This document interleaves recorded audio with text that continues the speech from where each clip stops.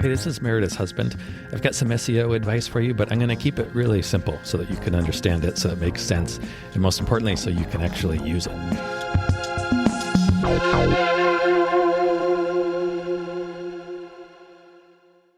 We're ready. You had a question I did. about... Google Analytics. Okay, this blows me away a little bit. You have a question about Google Analytics. I do. I can't remember. How do we use it? What was my question? I can't remember. I don't know. You didn't tell me. I wanted to wait and hear it for the first time doing this podcast. Yeah. Oh, no. Didn't I? I just don't know how to use it. Yeah, well, that's the thing. That's the new Google Analytics. I don't know how to use it either. And I thought that you were going to be able to tell how many leads came in from which source, and you'd be able to track it. But Yeah, you can. But good luck figuring that out. Yeah, I can't. So should I open it right now and we talk about?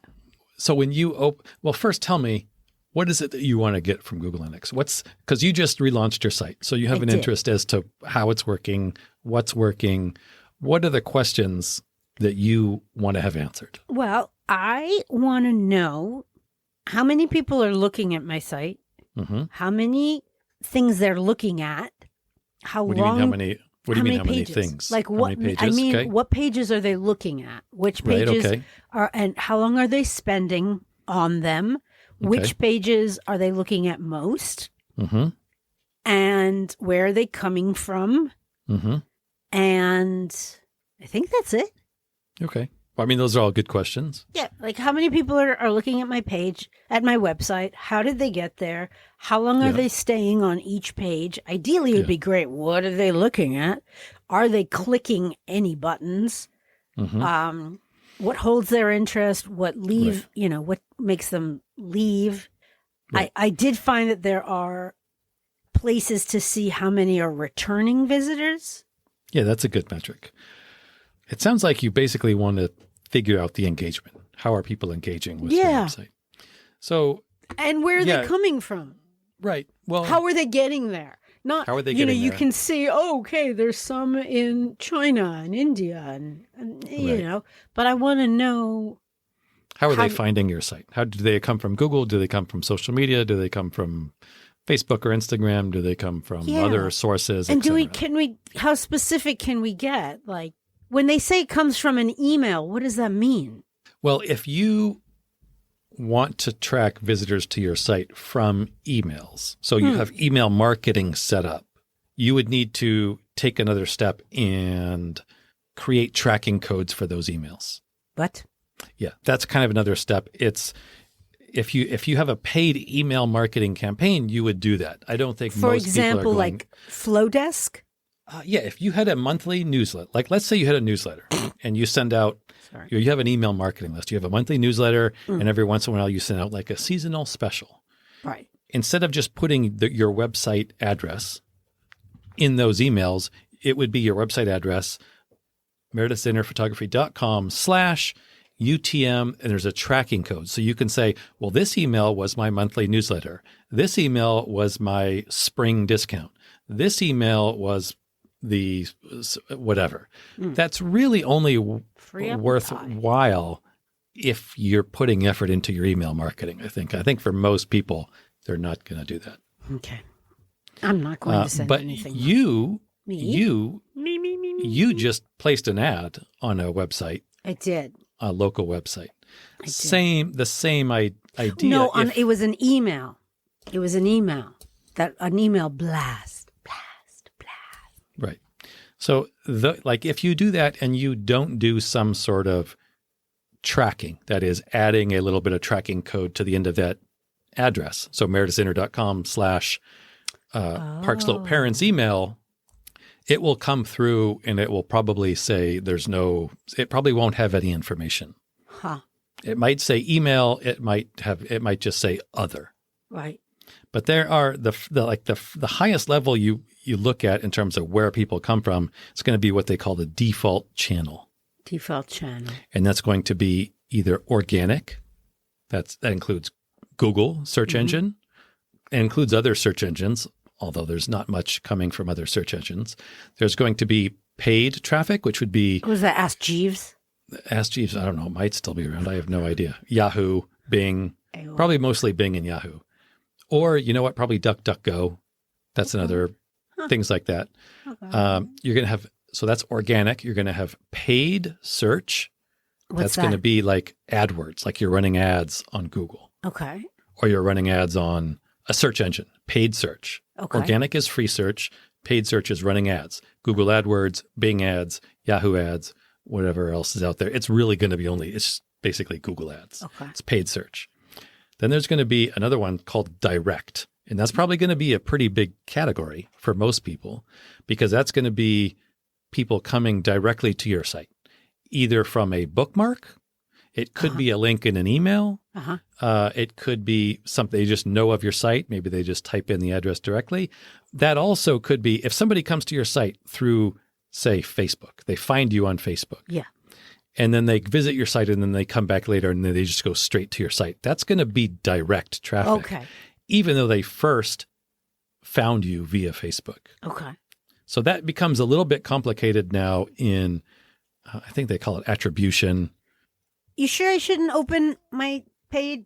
Yeah, Okay. because it's not a friendly interface anymore. No kidding. But that's why I was thinking if I can say what is this? What is this? See, that sort of stuff used to be like really easy to find in Google Analytics. It was super helpful. It was really flexible. It was really easy to use. And then I signed up for it. Yeah, when you signed up, they threw all that out the window. And so let's make this really difficult. No, Goofle? Google, the new G4, Google Analytics, is very difficult to use. I find it very difficult to use. Everybody I know, we all find it very difficult to use, very non-intuitive. And what you have to do in order to get a simple looking report like that is you have to create it yourself. What? The information is all there, but it's just not presented in like, I would call it a user-friendly way. How would very you difficult. Create it yourself? So when you log into Google Analytics, and I was thinking of doing a blog on this about how to create custom reports that are actually useful. And I wanted to talk to you about it because I wanted to know what you wanted to figure out. And from what you're saying, yeah, you can create a report that will do that you can just go and click on. It just has the most useful information. That would be tremendous. Yeah. So look for that link below. I will create a blog and some sort of tutorial on how to do that. Thank you, husband. And it can tell you, where your traffic is coming from, I don't want to say how long they spend on your site. I actually don't like that metric because people go through pages at different speeds. They read at different speeds. True. Like I'm a very, very slow reader. Yeah. Some people open a tab and then if they get distracted or I go was to the just going to say bathroom, that's what I do. like at any given time, I have, I don't know how many tabs open on my computer. Oh, don't ask me. So it can really, what do they call it when you it can really skew. It can skew your data and in terms of you're probably looking at the amount of time spent on site. Right. Is the metric you're looking at. Or page. Yeah, that unless you have thousands and thousands of visitors, that number can be skewed by one person having a tab open for an hour. Right. And while they go and do something else. Right. So unless you have a really big number of people, I don't like using that metric. I much prefer the number of pages per visit. So that will tell you how many pages did they visit. Was it just one? Was it two? Was it three? Etc. And do they say which ones they were? You can drill down and get that sort of information. I think it's called like the user flow, and they actually have a map of how, but it's honestly, it's not very useful because no two people are alike. Yeah, but if you gather sufficient data, you can say, a majority of people. Again, if you can gather sufficient, if you have thousands and thousands of visitors, yes, then those things start to make sense. Otherwise, you're looking at a really small sample. And if you're drawing conclusions from that really small sample, it can be misleading and you can start think things are true. Yeah. Okay. So I tend to stick away from like the user flow, from the time on site. And I look at the metrics like the number of users, the number of actual people, the number of sessions. Wait, what are sessions? Sessions are like I'm a person. If I come and visit your site, that's one user. Okay. If I come and visit your site today, and then I come back and visit your site again tomorrow and the day after, that's 3 different sessions, Okay. but only one user. Oh, okay. So there's a difference there. That's weird So to call it a session. Well, it's a session. If somebody, coming It's from a the visit. organic, it's a visit. It used to be called visit. It actually used to be called a visit, and then now we it's decided, a session. Yeah. Let's just make it really confusing. Yeah. Thanks. But the number of users, the number of sessions, I like to look at now the engagement rate. And What it does used that to be mean? it used to be the bounce rate. A bounce would be if I come to your website and I just look at one page for 5 seconds I'm and then I out of leave, here. that's a bounce. Social media has really, how do I say this? Shortened our attention span? Social media uses engagement as more of a metric. And so Google, I think, started going along, well, let's use engagement rather. They're the inverse of each other. If you have an 80% bounce rate, You have a 22%. it means you have a 20% engagement rate. They're the exact opposites of each other. So Google just started using the inverse technology to go along with what Facebook and all these other. I see. Is it just also kind of just sticking to a positive? Like what is the stay Kind of, rate? yes. Yeah. Rather, so you Right. don't feel horrible like Right. they hate Right. everything.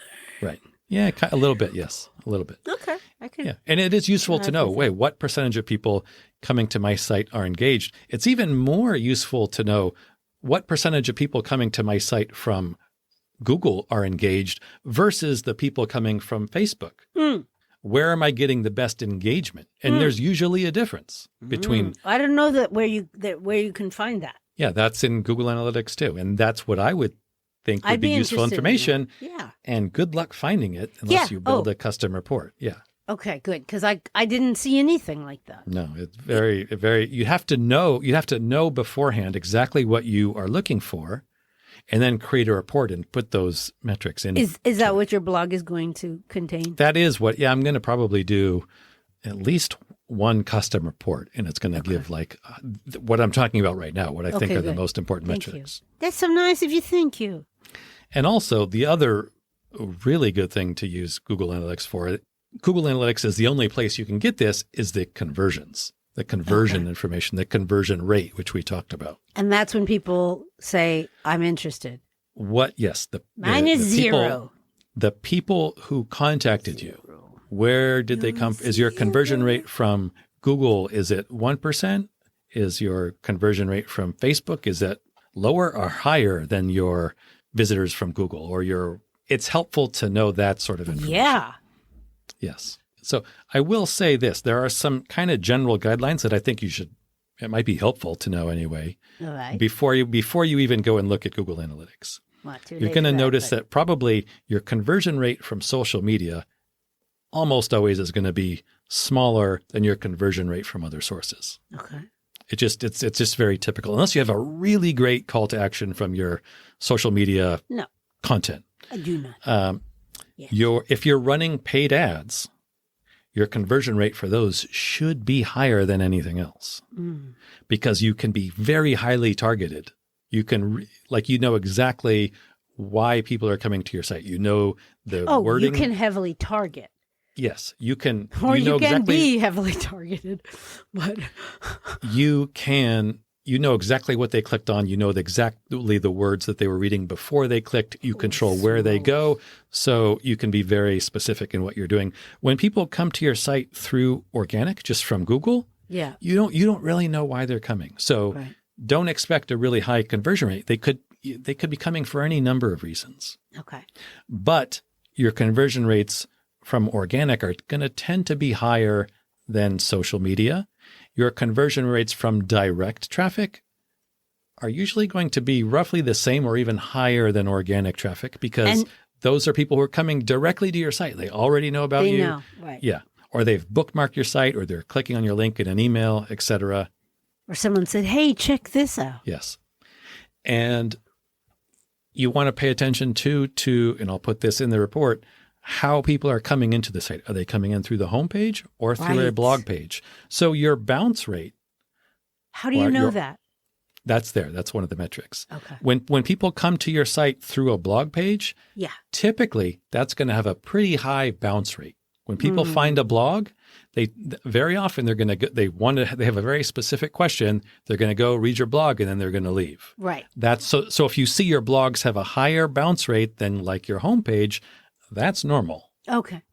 If you in fact have a blog page and it has like maybe a high conversion rate, that's fantastic. Like that's awesome. But that's not common. Okay. No, that's great. That's great. I look forward. Let me know when you got the blog done. Shit. Now I got to write a blog. You and me both, my friend. And the reason I'm going to do a blog now, and I haven't done one before, is because Google came out, the new G4 came out, and they kept changing things. And I actually did a blog about how to create and track conversions, and then they changed it. And so they've changed it a handful of times. I'm like, well, I'm not going to write another blog and tell people how to do this if they're just going to change it again. Right. But it seems like it's more solid now. Google Analytics, the newest version anyway, has been out for a solid year plus. Okay, it's time to write a blog about it. Yeah. And they haven't changed it. Cut to. Yeah, right. Famous last words. Right. Well, I look forward to the blog. Thank you. Hey, thank you so much for listening. We really hope that you find this helpful and useful. And if you do, what you could do for us as a thanks would be to, drumroll please, yes, leave a review. Yes, everybody says it, I know, but it really does make a difference. Take 3 seconds, leave as many stars, say something really nice about what you like about the podcast and maybe why other people would like it. It would mean the world to us, especially my husband. That better? All right, I'm going to try one where I'm not going to be charming.